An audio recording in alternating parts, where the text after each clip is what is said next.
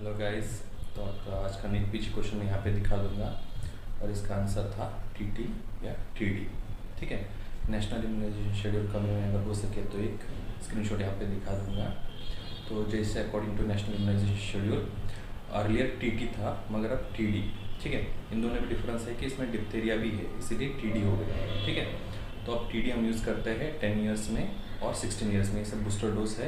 और pregnant woman के लिए भी अभी ये रिकमेंडेड है कि टीटी की जगह टीडी दिया जाए। प्राइमरी के लिए 2 डोज है और मल्टी के लिए 1 डोज बूस्टर डोज दिया जाता है। ठीक है, और तो यहाँ पे जो बाकी ऑप्शन है उसका भी हम डिस्कशन करेंगे।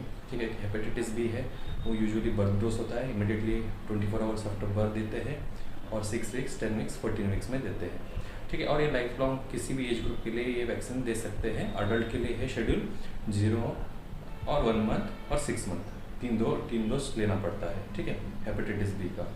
और मिसल्स है, micelles is one of the vaccine with highest efficacy. ठीक है, 96% एफिशिएंसी है मिसल्स वैक्सीन की। ठीक है, इंडिया में यूजुअली ये फर्स्ट डोज 9 मंथ में दिया जाता है, next second dose 16 to 24 months में दिया जाता है। मगर कैचअप वैक्सीनेशन प्रोग्राम में even those who have missed at 9 months उनको भी वैक्सीन रीएडजस्ट करके दिया जा रहा है। जैसे मिशन इंद्रधनुष इंडियन गवर्नमेंट का जो इनिशिएटिव है, जिन्होंने मिस किया है उनको दिया जा रहा है। ठीक है, और एक नेक्स्ट वैक्सीन है रोटा वायरस। ठीक है, अभी जो रिसेंटली नेशनल इम्यूनाइजेशन शेड्यूल आया है इसमें रोटा वायरस वैक्सीन भी दिया जा रहा है। ठीक है, 6 वीक्स, 10 वीक्स, 14 वीक्स में। रोटा वायरस बहुत इंपॉर्टेंट है। ठीक है, और चिल्ड्रन में बहुत ज़्यादा डायरिया कॉज करता है।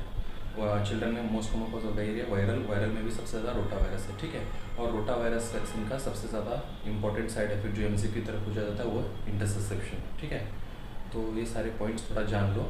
और टीटी जो है और जो डीपीटी है इसमें 3 रहता है, डिप्थेरिया, पर्टोसिस और टेटनस। ये यूजुअली बिलो 7 ईयर्स देते हैं हम। ठीक है, और टीटी हम अबव 7 ईयर्स में प्रेफर करते हैं। अभी टीडी जो अभी पहले टीटी था, अभी टीडी जो अबव 7 ईयर्स में प्रेफर करते हैं। ठीक है, तो इतना जान लो। और क्या है, और एक इम्पॉर्टेंट एमसीक्यू क्या है बोले तो वैक्सीन के बारे में ओपन वायर पॉलिसी आ गया।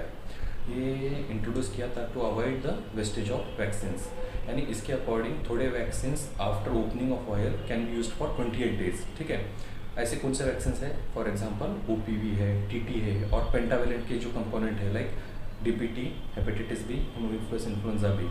ये अगर इसकी वायर अगर ओपन भी हो गई तो अप टू 28 डेज यूज़ कर सकते हैं। किसी कोई और बच्चा है तो उसको दे सकते हैं। तो इसको क्यों इंट्रोड्यूस किया गया, क्योंकि to avoid the wastage of the vaccines. ठीक है, क्योंकि वैक्सीन्स का वायरस कैसे आता है, एक ही इसमें 10 बच्चों को दे सकते हैं, इतना अमाउंट में आता है वैक्सीन। तो अगर 5 बच्चे आ गए, 5 को दे के 5 का वेस्टेज होता था। तो ये प्रिवेंट करने के लिए ये ओपन वायर पॉलिसी आ गया है। ठीक है, और ये किसी के ऊपर अप्लाई नहीं होता है, बीसीजी के ऊपर अप्लाई नहीं होता, मिसल्स के ऊपर अप्लाई नहीं होता है, रोटा वायरस के ऊपर अप्लाई नहीं होता है। ये this should be use maximum within 4 hours of opening the wire. ठीक है, तो ये सारे थोड़े इंपॉर्टेंट एमसीक्यू है। अगर हो सके तो नेशनल इम्यूनाइजेशन शेड्यूल का मैं स्क्रीनशॉट दिखा दूंगा, ये बहुत इंपॉर्टेंट है। ठीक है, आईआईपी का सेपरेट इम्यूनाइजेशन शेड्यूल है। ठीक है, मगर नीट पीजी के लिए सबसे ज़्यादा इंपॉर्टेंट है नेशनल इम्यूनाइजेशन शेड्यूल का वैक्सीन। ठीक है, तो इसका रूट ऑफ एडमिनिस्ट्रेशन सब पढ़ लो।